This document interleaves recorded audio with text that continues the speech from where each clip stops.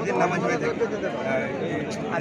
থেকে বিকেলে কিন্তু বাধা দেওয়া হয়েছে, সরি রেড রোডে বাধা দেওয়া হয়েছে নামাজ পড়তে দেওয়া হবে, এই বিষয় নিয়ে আপনি কী বলেন? দেখুন, এটা আরও ঘুরে যতটা তথ্য কমপ্লিটভাবে এখনো নাই, বলতে হয় রেড রোডে দিয়ে ঈদের নামাজ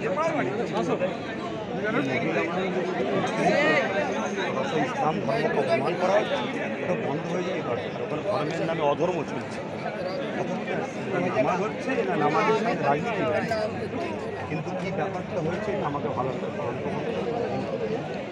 ভাইজান আপনার এই ভাই বলেছিল যে মুসলিমদের জন্য আমি যথেষ্ট, কিন্তু মুখ্যমন্ত্রী কয়েকদিন করলেন যে ওয়াকাফের বিরুদ্ধে বললেন যে ওয়াকাফ নিয়ে আপনারা বেশি গোলাগুলি করবেন।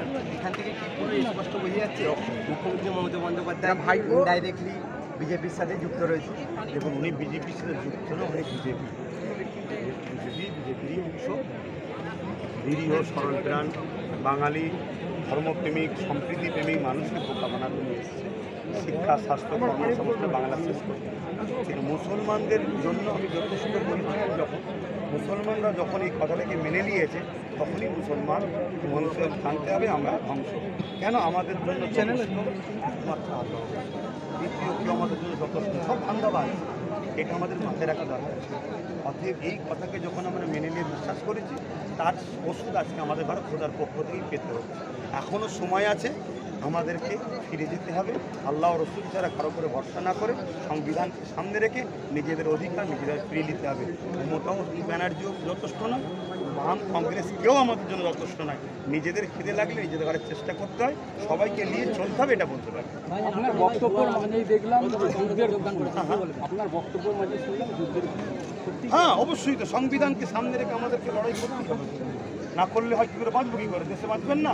দেশে যদি আপনি বাঁচতে না পারেন তাহলে আপনাকে তো সংবিধান আপনাকে রাইট দিয়েছে, রাইট আপনাকে তো লড়তেই হবে, এটা করতে হবে। পূর্বে আমরা দেখছিলাম ওয়াকাফ নিয়ে আন্দোলন করছিল কামরুজ্জামান এবং তাছাড়াও ফুটবল শরীফের আরও অনেকজন ছিল এবং অনেক আলেম সম্প্রদায় ছিল, এবং আমরা তোমার খবর পাচ্ছি এবং ডাইরেক্টলিও দেখছি যে আগামী নির্বাচনে তারা কিন্তু শাসক দলের পক্ষ থেকে অফার দিয়েছে বা বিভিন্ন রাজনৈতিক দলের পক্ষ থেকে অফার বা বিভিন্ন রাজনৈতিক দলের পক্ষ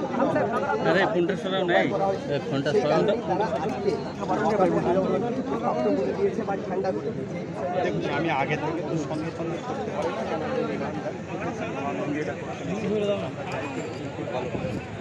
তবে বারবার আস্তে আস্তে সামান্য কিছু বিক্রি হয়ে যাচ্ছে, এনারাই যে ততক্ষণ না ওনারা সেই জায়গায় পৌঁছাচ্ছে ততক্ষণ এ কথা বলা আমার জন্য আমার রসুল নিষেধ করেছে।